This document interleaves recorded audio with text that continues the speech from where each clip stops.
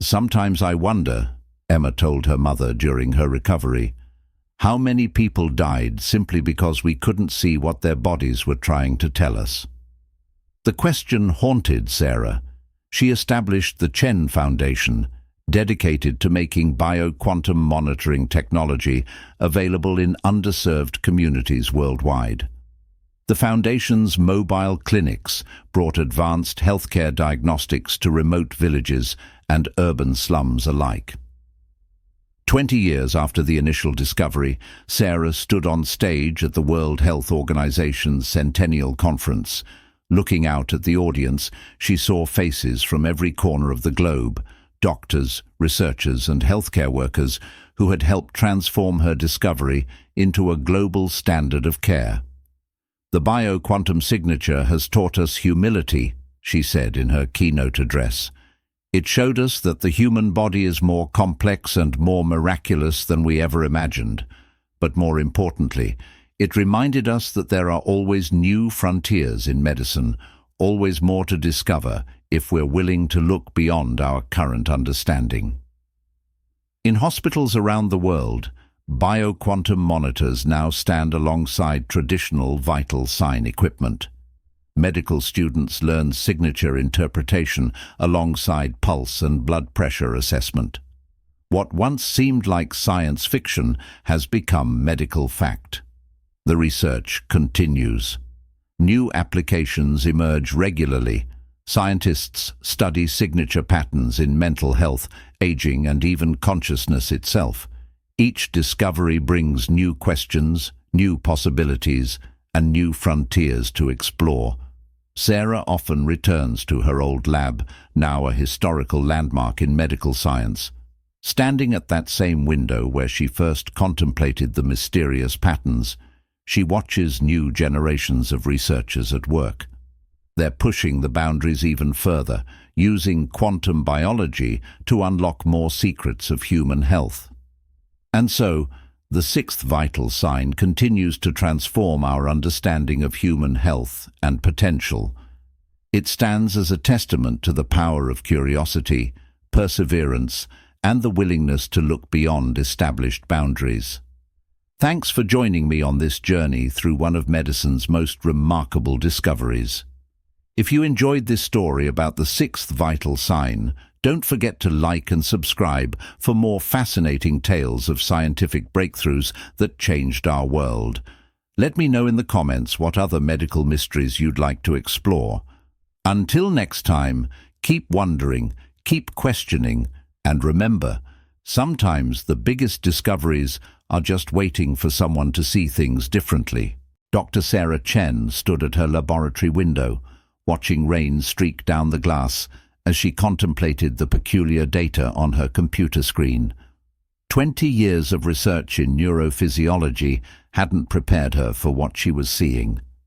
The patterns were unlike anything previously documented in medical literature, subtle electrical frequencies emanating from patients' bodies that didn't match any known biological rhythms. She remembered the exact moment this journey began, 6 months ago, during a routine brain mapping study. Her team at Pacific Northwest Medical Research Center was investigating neural responses to chronic pain when their equipment picked up something extraordinary.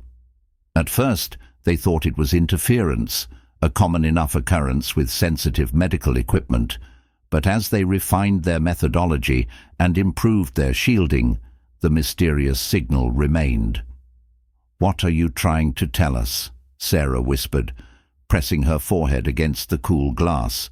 Behind her, banks of monitors displayed real-time data from the current batch of test subjects. Each screen showed the same inexplicable pattern, a subtle but distinct frequency that seemed to dance beneath the normal biological rhythms they were studying. The lab had become her second home over the past months. Her teenage daughter, Emma, had taken to leaving dinner in the refrigerator with post-it notes that read, "Eat something, Mom." Her marriage had already been a casualty of her dedication to science years ago, but now even her careful work-life balance was crumbling in the face of this compelling mystery. Dr. Marcus Rodriguez's arrival at the center 3 months ago had been the first real breakthrough. The quantum physicist had been brought in as a consultant on an unrelated project, but his expertise would prove invaluable. Sarah still remembered their first meaningful conversation in the hospital cafeteria. "These frequencies you're detecting," Marcus said, stirring his coffee thoughtfully, "they remind me of something I observed in my quantum coherence studies. Have you considered that you might be picking up quantum-level biological activity?" Sarah had almost dismissed the idea outright. Quantum effects were generally thought to break down in warm, wet biological systems, but Marcus's suggestion haunted her, especially after he shared his research on quantum effects in photosynthesis and bird navigation. Together, they began modifying their equipment to better detect and measure these subtle signals. The breakthrough came when they realized they weren't looking for a single frequency, but a complex pattern of quantum interactions, what they would later call the Bioquantum signature. The first comprehensive test subject was Angela Martinez, a nurse who suffered from chronic migraines. Angela had tried everything from conventional medications to acupuncture, with limited success. When she volunteered for the study, she was skeptical but desperate. "I don't understand exactly what you're measuring," Angela had said, watching as Sarah attached the sensors. "But at this point, I'm willing to try anything." The results were astonishing. Not only could they detect a clear bioquantum signature, but they also noticed distinct changes in the pattern 48 hours before Angela experienced a migraine. When the prediction proved accurate, Sarah knew they had stumbled onto something revolutionary. The next few months were a blur of activity. They expanded their study group, refined their detection methods, and began documenting correlations between signature patterns and various health conditions. Each success brought new questions and possibilities. Dr. James Morrison's public dismissal of their work at the American Medical Association conference could have been devastating. Standing at the podium, his voice dripping with contempt, he had declared, "This is nothing more than modern-day snake oil, dressed up in quantum mechanics jargon to sound scientific."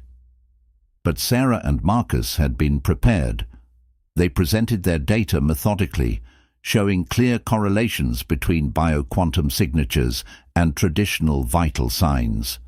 More importantly, they demonstrated how changes in the signature often preceded changes in other indicators. The real vindication came during the flu epidemic that winter. Sarah's team had been working with local hospitals to install prototype monitors in their emergency departments. When the first cases appeared, the monitors detected subtle signature changes in exposed individuals days before they became symptomatic.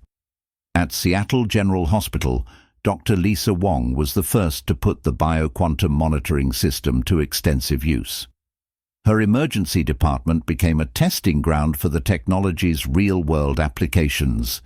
During the peak of the flu epidemic, she noticed something remarkable.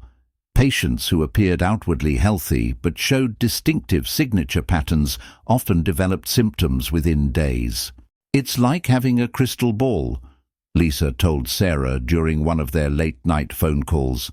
"We've been able to identify high-risk individuals before they become contagious. The impact on containment is incredible." The success at Seattle General attracted attention from hospitals worldwide.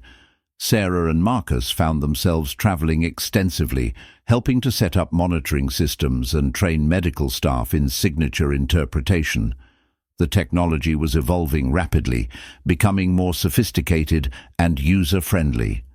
During a particularly intense period of research, Sarah's daughter Emma became unexpectedly involved in the project. Home from college for summer break, she had been helping with data entry when she noticed something in the patterns that everyone else had missed. "Mom, look at this," Emma said one evening, pointing to her computer screen. "The signatures don't just change before physical symptoms appear. They also show distinct patterns during emotional stress. This observation led to a whole new avenue of research. They discovered that the bioquantum signature was intimately connected to both physical and emotional well-being. Depression, anxiety, and even moments of joy left their marks in the quantum patterns. The implications were staggering. Mental health professionals could now objectively track the effectiveness of their treatments. Researchers studying the mind-body connection finally had concrete data to work with. The artificial divide between physical and mental health began to crumble. But with these advances came serious ethical concerns. Privacy advocates raised alarms about the potential misuse of bioquantum data. Could employers discriminate based on signature patterns? Would insurance companies deny coverage based on predictive readings? What about the psychological impact of knowing one might develop a serious condition before any symptoms appeared? Sarah found herself increasingly drawn into these debates. She testified before Congress multiple times, advocating for strict regulations on bioquantum data collection and usage. This technology should empower individuals, she argued, not become a tool for discrimination or control. The insurance industry lobbied hard for access to signature data, arguing it was essential for risk assessment. Sarah fought back, helping to draft legislation that classified bioquantum information as protected medical data, with strict controls on its collection and distribution. Meanwhile, Marcus focused on miniaturizing the detection technology.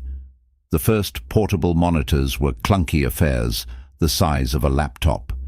But within 2 years, they had developed a device no larger than a smartphone. When the first consumer version hit the market, it sold out within hours. The personal monitors brought new challenges. People became obsessed with checking their signatures, sometimes multiple times per hour. A new condition emerged, quantum anxiety, where individuals became overly fixated on minor variations in their signature patterns. Dr. Rachel Thompson, a psychiatrist working with Sarah's team, helped develop guidelines for healthy signature monitoring. The bioquantum signature is like any other vital sign, she explained in public health announcements. It's a tool for understanding your health, not a crystal ball that predicts your destiny. As the technology matured, unexpected applications emerged. Professional athletes used signature monitoring to optimize their training schedules. Schools incorporated basic quantum biology into their science curricula. Alternative medicine practitioners found scientific validation for some of their techniques, as signature patterns showed measurable responses to acupuncture, meditation, and herbal remedies. The discovery also led to breakthroughs in understanding human development. Dr. Yuki Tanaka, a pediatric researcher in Tokyo, discovered that infant signatures showed unique patterns during critical developmental stages. This led to earlier identification and intervention in developmental disorders. The human body speaks a quantum language, Sarah explained during a TED Talk that went viral. We've always known there was more to health than just mechanical processes, but now we can actually see and measure these deeper interactions. Perhaps the most profound impact came in the field of preventive medicine. Dr. Carlos Ruiz in Barcelona developed a screening protocol that combined signature analysis with traditional diagnostics. His team identified early-stage cancers with unprecedented accuracy, leading to survival rates that would have seemed miraculous a decade earlier. Sarah's personal breakthrough moment came when the technology saved Emma's life. During a routine check, Emma's signature showed an unusual pattern. Despite having no symptoms, she underwent detailed screening that revealed a potentially fatal heart condition. Early intervention prevented what could have been a tragic loss.